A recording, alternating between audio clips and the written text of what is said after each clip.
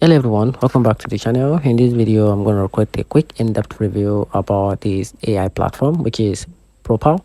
So to get started, Propel is an AI-powered pop-up and widget builder that help you create a smart pop-up, banners, and form without any coding. It's great for capturing leads, promoting discounts, and guiding visitors using behavior-based triggers like exist intent and a scroll depth. The interface is simple, drag and drop, and work well with websites built on Shopify, WordPress, Wix, and others.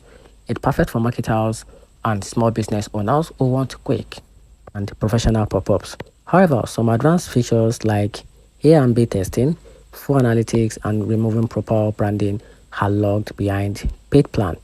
The free version is helpful but limited, especially for businesses that need more control on team collaboration. Some users have also reported minor glitches on mobile views.